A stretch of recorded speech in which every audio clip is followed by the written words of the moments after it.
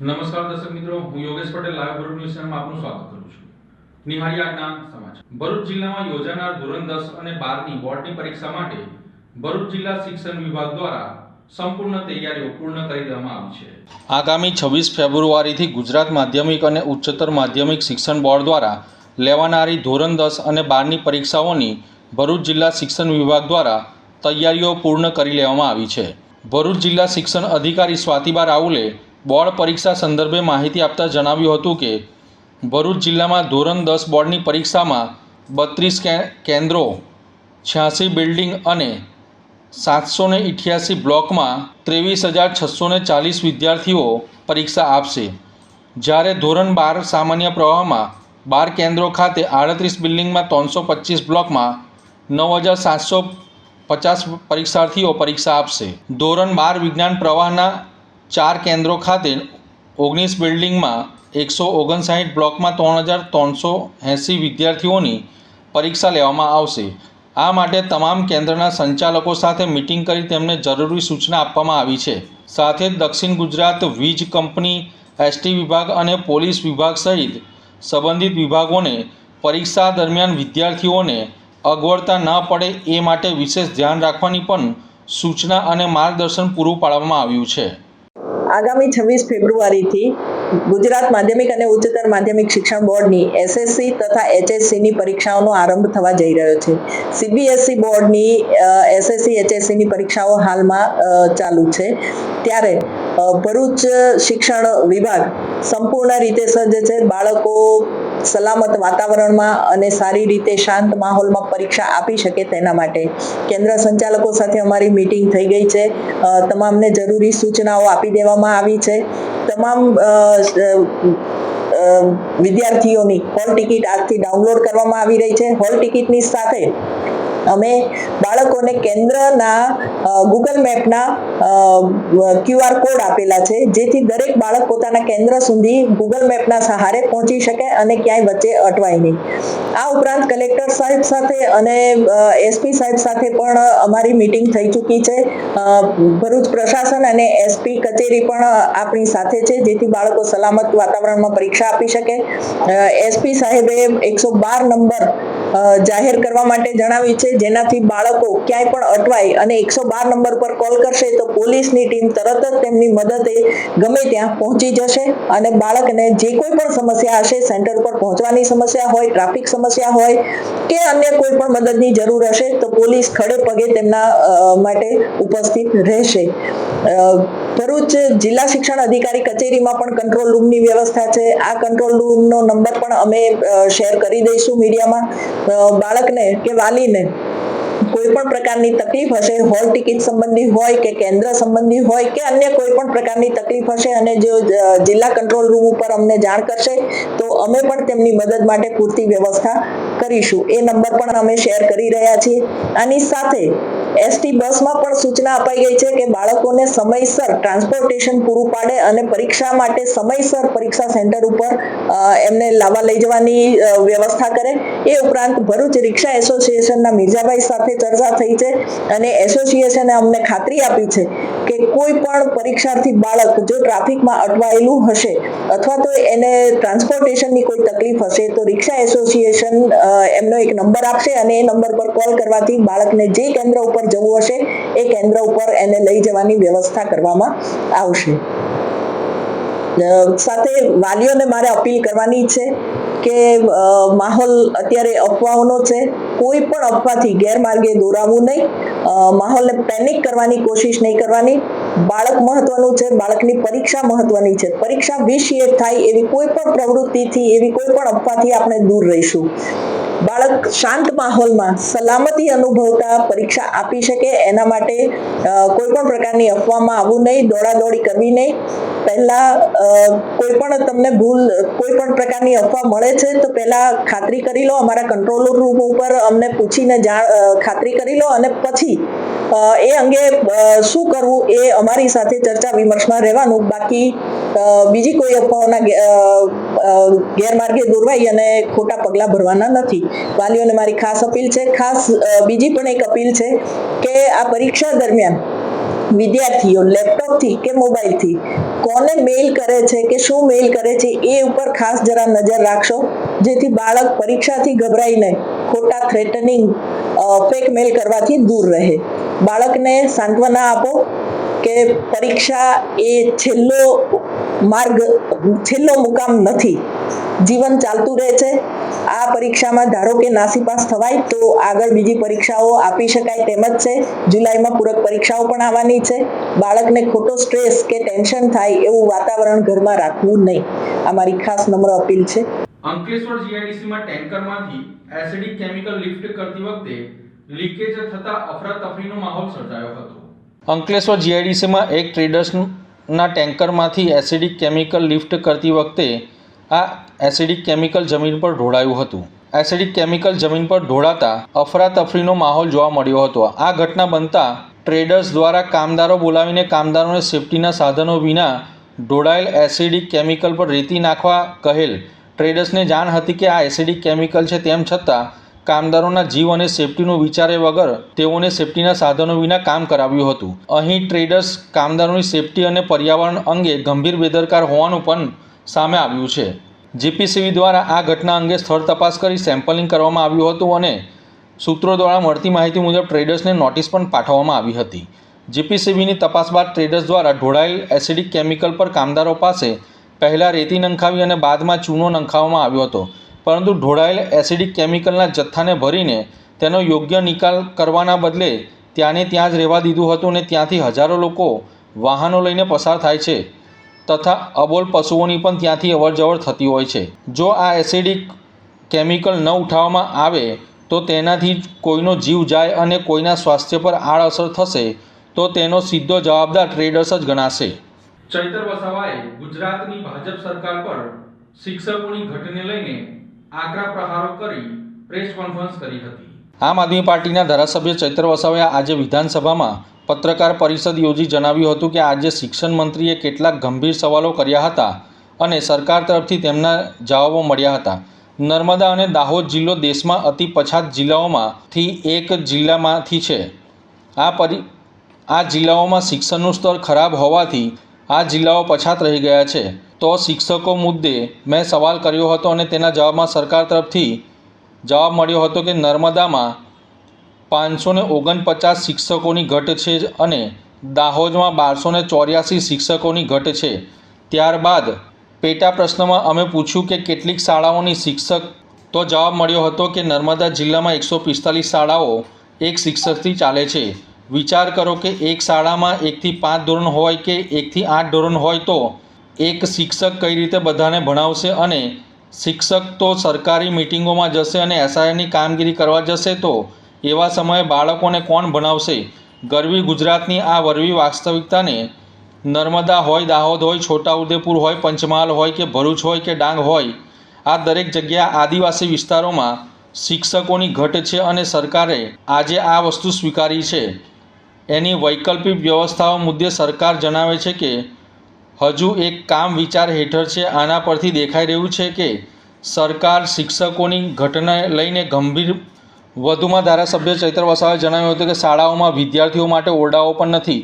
ઘણા બાળકો ભાડાના મકાનમાં ભણે છે, ઝાડ નીચે બેસીને ભણે છે, ઓટલા પર બેસીને ભણે છે અને ઘણી શાળાઓમાં એક ક્લાસમાં 4 ધોરણના બાળકોને ભેગા બેસાડવામાં આવે છે. દર વર્ષે બજેટમાં હજારો કરોડોની જોગવાઈ કરવામાં આવે છે, તો આદિવાસી વિસ્તારોમાં શાળાના ઓરડાઓ કેમ બનાવવામાં આવતા નથી? આદિવાસી વિસ્તારોમાં શિક્ષકોની ભરતી કેમ કરવામાં આવતી નથી? આજે મંત્રીએ જણાવ્યું હતું કે જ્ઞાન સહાયક દ્વારા ભરતી કરીશું. હકીકત એ છે કે જ્ઞાન સહાયક એ 11 માસના શિક્ષકની ભરતી યોજના છે.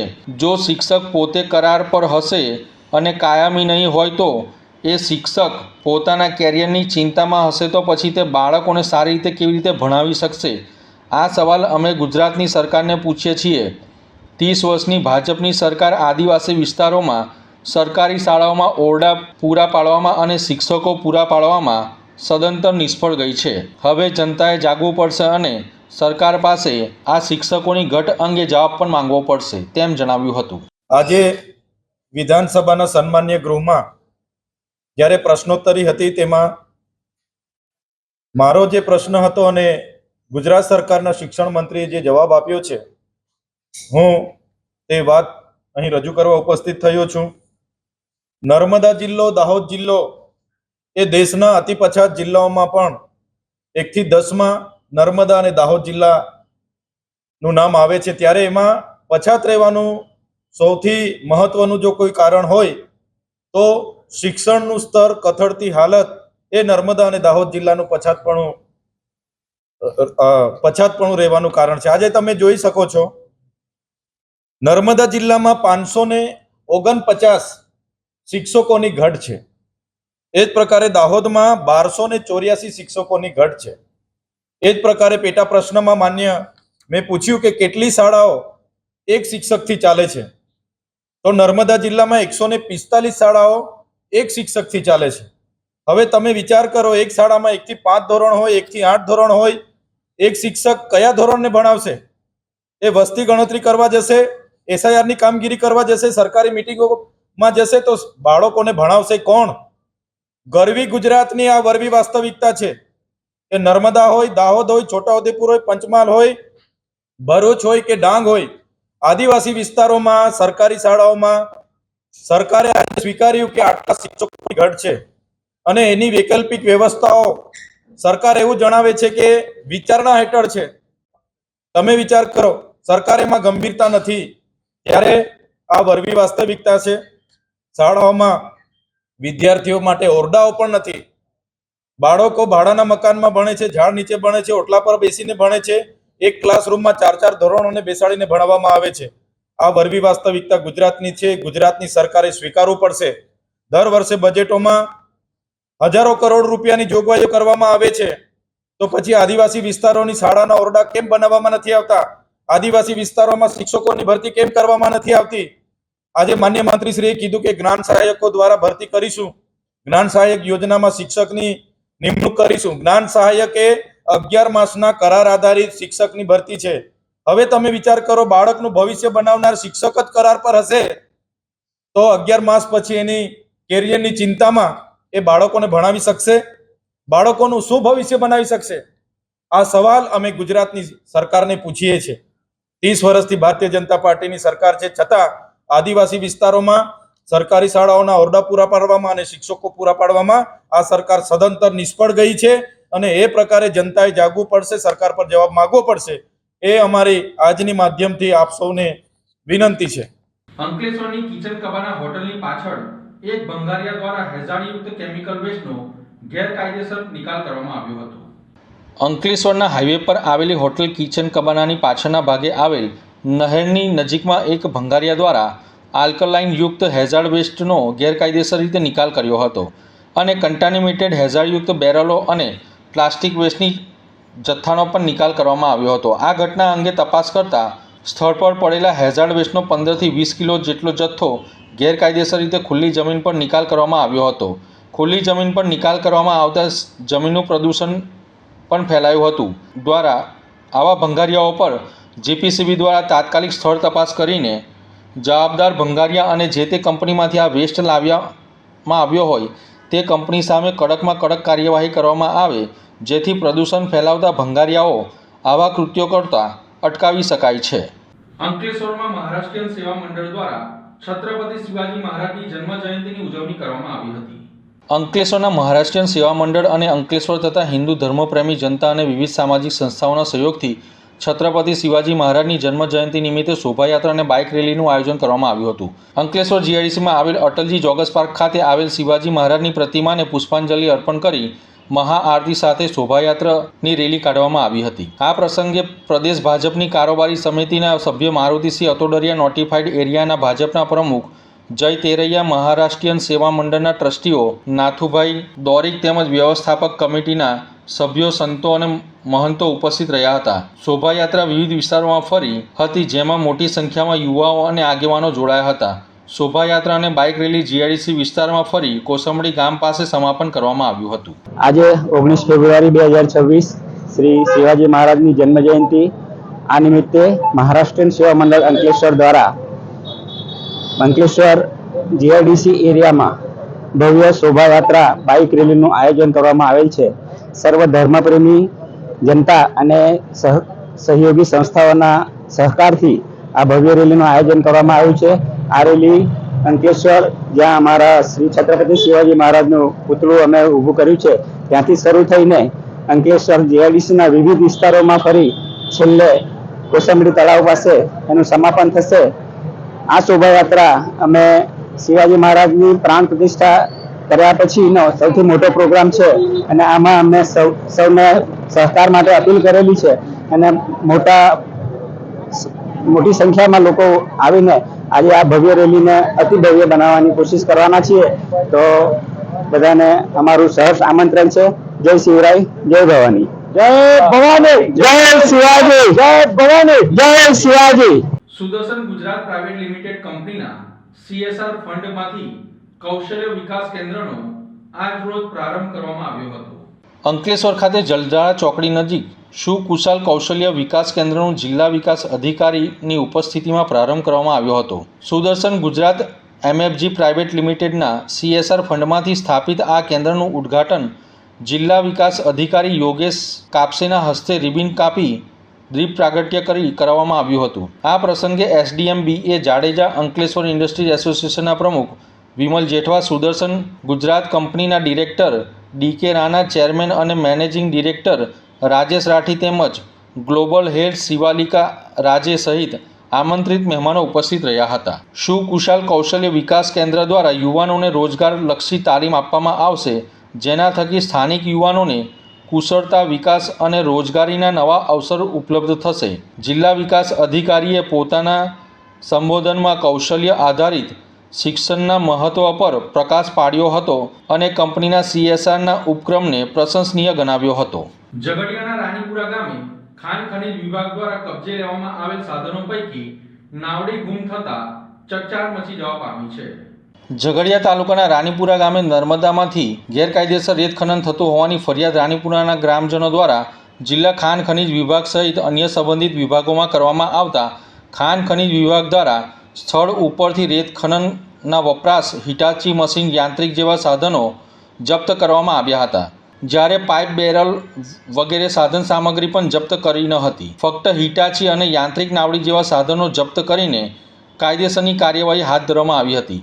આ ઘટનામાં ગેરકાયદેસર રીતે રેત ખનન કરનાર ગુવાલી ગામના દેવાંગ પાટણવાડિયાએ ઝઘડિયાના પત્રકાર જયશીલ પટેલ પર હુમલો પણ કર્યો હતો. ત્યારબાદ હાલમાં ખાણ ખનીજ વિભાગ દ્વારા જપ્ત કરાયેલ સાધનો પૈકી યાંત્રિક નાવડી સ્થળ ઉપરથી ગુમ થયેલ હોવાનું ધ્યાનમાં આવતા ફરિયાદી જયશીલ પટેલ દ્વારા જિલ્લાના ખાણ ખનીજ અધિકારીને લેખિતમાં ફરિયાદ કરીને ખાણ ખનીજ વિભાગ દ્વારા જપ્ત કરવામાં આવેલ સાધનોમાંથી હાલ નાવડી ગુમ થયેલ હોય તે બાબતે પોલીસ ફરિયાદ કરવા જણાવવામાં આવ્યું હતું. રેત માફિયા આરોપી દેવાંગ પાટણવાડિયા દ્વારા પુરાવાનો નાશ કરવાના ઉપદેશ સાથે યાંત્રિક નાવડીની ઉઠાંતરી કરી હોવાની શંકા વ્યક્ત કરવામાં આવી હતી. કુલ ₹55 લાખના જપ્ત કરાયેલા સાધનોમાંથી નાવડી ગુમ થયેલ હોય ઉઠાંતરી કરનાર ઈસમો સામે પોલીસ કાર્યવાહી કરવા ફરિયાદમાં જણાવાયું હતું. ઉલ્લેખનીય છે કે રાણીપુરા ગામે થતા ગેરકાયદેસર રેત ખનન બાબતે થયેલા ફરિયાદ બાદ પત્રકાર જયશીલ પટેલ પર હુમલો થવાની ઘટના બની હતી. ત્યારબાદ આ બાબતે પોલીસ ફરિયાદ થઈ હતી, પરંતુ હજી સુધી આરોપી પોલીસ પકડથી દૂર રહ્યો હોવા ઉપરાંત તેના દ્વારા કોર્ટમાં આગોતરા જામીનની અરજી કરવામાં આવી હતી, જેની સુનાવણી હજી પેન્ડિંગ છે. ત્યારે ખાણ ખનીજ વિભાગ દ્વારા જપ્ત કરાયેલા સાધનો પૈકી નાવડી રહસ્યમય રીતે ગુમ થતાં આ બાબતને વિવિધ સવાલો ઊભા થઈ રહ્યા છે. તો આ હતા આજના સમાચાર. નવી ઘટનાઓ સાથે ફરી મળીશું. ત્યાં સુધી જોતા રહો લાઈવ ભરૂચ ન્યૂઝ ચેનલ. નમસ્કાર.